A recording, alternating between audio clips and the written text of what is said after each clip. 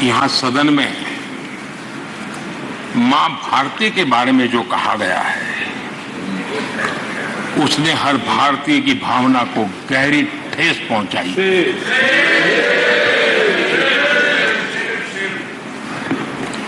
अध्यक्ष जी, पता नहीं मुझे क्या हो गया है। सत्ता के बिना ऐसा हाल किसी का हो जाता है। सत्ता सुख के बिना जी नहीं सकते। और क्या क्या भाषा बोल रहे हैं। आदरणीय अध्यक्ष जी, पता नहीं क्यों कुछ लोगों को भारत मां की मृत्यु की कामना करते नजर आ रहे हैं। इससे बड़ा दुर्भाग्य क्या है। ये वो लोग हैं जो कभी लोकतंत्र की हत्या की बात करते हैं, कभी संविधान की हत्या की बात करते हैं। दरअसल जो इनके मन में है वही उनके कृतित्व में सामने आ जाता है। मैं हैरान हूं। और ये बोलने वाले कौन लोग हैं? क्या ये देश भूल गया है? ये 14 अगस्त विभाजन विभीषिका पीड़ादायक दिवस आज भी हमारे सामने उन चीख को लेकर के, उस दर्द को लेकर के आता है। ये वो लोग जिन्होंने मां भारती के 3-3 टुकड़े कर दिए। जब मां भारती की गुलामी की जंजीरों से मुक्त कराना था, जब मां भारती की जंजीरों को तोड़ना था, बेड़ियों को काटना था, तब इन लोगों ने मां भारती की भुजाएं काट दी, मां भारती के 3-3 टुकड़े कर दिए। और ये लोग किस मुंह से ऐसा बोलने की हिम्मत करते हैं? आदरणीय अध्यक्ष जी, ये वो लोग हैं जिस वंदे मातरम गीत ने देश के लिए मर मिटने की प्रेरणा दी थी। हिंदुस्तान के हर कोने में वंदे मातरम चेतना का स्वर बन गया था। तुष्टीकरण की राजनीति के चलते उन्होंने मां भारती के ही टुकड़े किए, इतना नहीं, वंदे मातरम गीत के भी टुकड़े कर दिए लोगों ने। ये वो लोग हैं माननीय अध्यक्ष जी जो भारत तेरे टुकड़े होंगे, ये गैंग, ये नारा लगाने वाले लोग, इनको बढ़ावा देने के लिए, उनका प्रोत्साहन करने के लिए पहुंच जाते हैं। भारत तेरे टुकड़े होंगे, उनको बढ़ावा दे रहे हैं। ये उन लोगों की मदद कर रहे हैं जो ये कहते हैं कि सिलीगुड़ी के पास जो छोटा सा नॉर्थ ईस्ट को जोड़ने वाला कॉरिडोर है, उसको काट दें तो बिल्कुल नॉर्थ ईस्ट अलग हो जाएगा। ये सपना देखने वालों का जो लोग समर्थन करते हैं। आदरणीय अध्यक्ष जी, मैं जरा इनको, जहां भी हो, जरा मेरा सवाल अगल बगल में बैठे हुए को जवाब दे। ये जो बाहर गए ना, उनको जरा पूछें कि कच्छ तिबू क्या है। कोई पूछे इनको, कच्छ तिबू क्या है। इतनी बड़ी बातें करते हैं ना, आज मैं बताना चाहता हूं ये कच्छ तिबू। और ये कच्छ तिबू कहां आया, जरा उनको पूछ लीजिए। इतनी बड़ी बातें लिख करके देश को गुमराह करने का प्रयास कर रहे हैं। और ये डीएमके वाले, उनकी सरकार, उनके मुख्यमंत्री मुझे चिट्ठी लिखते हैं, अभी भी लिखते हैं और कहते हैं मोदी जी कच्छ तिबू वापस ले आइए। एक कच्छ तिबू है क्या? किसने किया? तमिलनाडु से आगे श्रीलंका के पहले एक टापू किसने किसी दूसरे देश को दे दिया था? कब दिया था? कहां गई थी? क्या ये भारत माता नहीं थी वहां? क्या वो मां भारती का अंग नहीं था? और इसको भी आपने तोड़ा। और कौन था उस समय श्रीमती इंदिरा गांधी के नेतृत्व में हुआ था।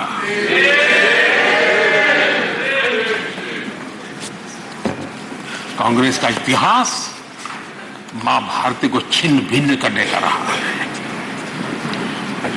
आदरणीय अध्यक्ष जी,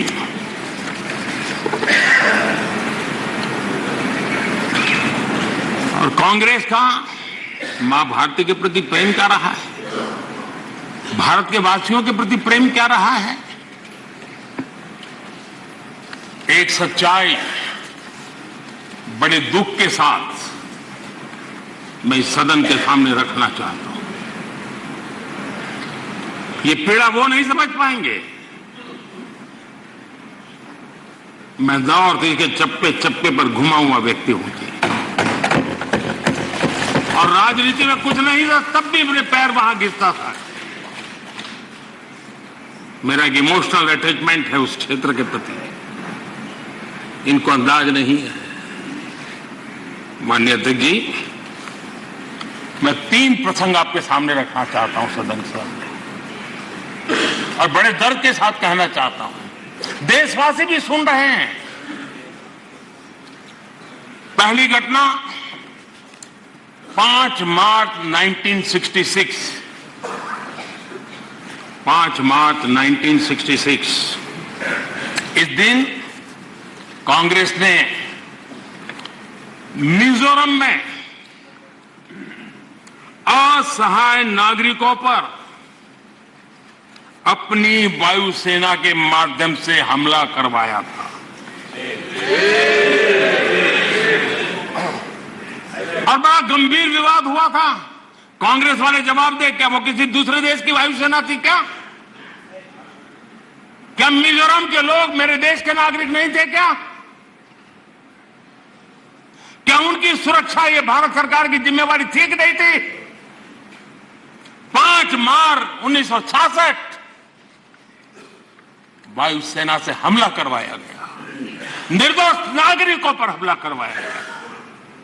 और माननीय अध्यक्ष जी, आज भी मिजोरम में 5 मार्च को आज भी पूरा मिजोरम शोक मनाता है। उस दर्द को मिजोरम भूल नहीं पा रहा है। कभी इन्होंने मरहम लगाने की कोशिश नहीं की है, घाव भरने का प्रयास तक नहीं किया है, कभी उनको इसका दुख नहीं हुआ है। और कांग्रेस ने इस सच को देश के सामने छिपाया है। दोस्तों, ये सत्य देश से उन्होंने छिपाया है कि अपने ही देश में वायुसेना से हमला करवाना। कौन था उस समय? इंदिरा गांधी। अकाल तख्त पर हमला हुआ है तो अभी भी हमारी स्मृति में है। उनको मिजोरम में उसके पहले ही आदत लग गई थी, और इसलिए अकाल तख्त पर हमला करने तक वो पहुंचे थे, मेरे ही देश में। और यहां में उपदेश दे रहे हैं।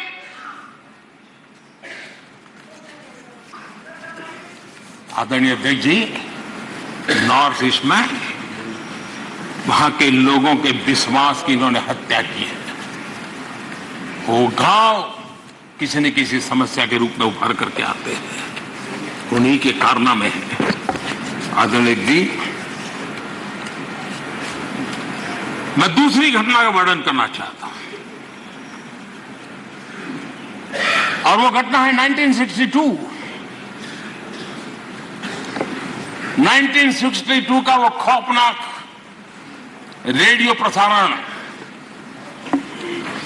आज भी शूल की तरह नॉर्थ ईस्ट के लोगों को चुभ रहा है। पंडित नेहरू ने 1962 में, जब देश के ऊपर चाइना का हमला चल रहा था, देश के हर कोने में लोग अपनी रक्षा के लिए भारत से अपेक्षा करके बैठे थे। उनको कोई मदद मिलेगी, उनकी जान माल की रक्षा होगी, देश बच जाएगा। लोग अपने हाथों से लड़ाई लड़ने के लिए मैदान में उतरे हुए थे। ऐसी विकट घड़ी में दिल्ली के शासन पर बैठे हुए, और उस समय पर एकमात्र जो नेता हुआ करते थे, पंडित नेहरू ने रेडियो पर क्या कहा था? उन्होंने कहा था, my heart goes out to the people of Assam. ये हाल करके रखा था उन्होंने। वो प्रसारण आज भी असम के लोगों के लिए एक नस्तर की तरह चूकता रहता है।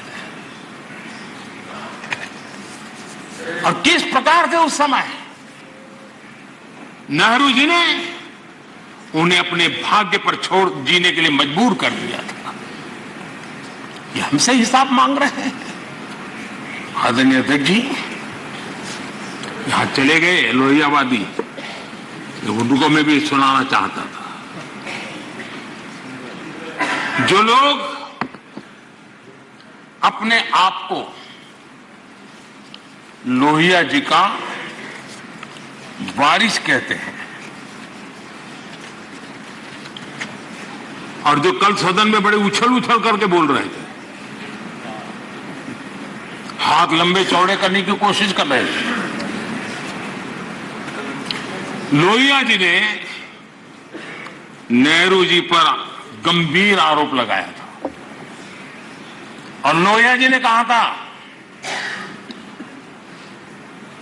और वो आरोप था कि जानबूझकर नेहरू जी नॉर्थ ईस्ट का विकास नहीं कर रहे, जानबूझ करके नहीं कर रहे। और लोहिया जी के शब्द थे, ये कितनी लापरवाही वाली और कितनी खतरनाक बात है। लोहिया जी के शब्द हैं, ये कितनी लापरवाही वाली और कितनी खतरनाक बात है। 30,000 स्क्वायर मील से बड़े क्षेत्र को एक कोल्ड स्टोरेज में बंद करके उसे हर तरह के विकास से वंचित कर दिया गया है। ये लोहिया जी ने नेहरू पर आरोप लगाया था कि नॉर्थ ईस्ट के लिए तुम्हारा रवैया क्या है। ये कहा था। नॉर्थ ईस्ट के लोगों के हृदय को, उनकी भावनाओं को आपने कभी समझने की कोशिश नहीं की है। मेरे मंत्री परिषद के 400 मंत्री रात्रि निवास करके, और अकेले स्टेट हेडक्वार्टर पर नहीं, डिस्ट्रिक्ट के हेडक्वार्टर, और मैं स्वयं 50 बार गया। ये आंकड़ा नहीं है सिर्फ,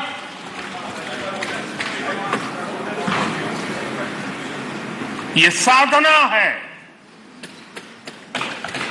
ये नॉर्थ ईस्ट के प्रति समर्पण है।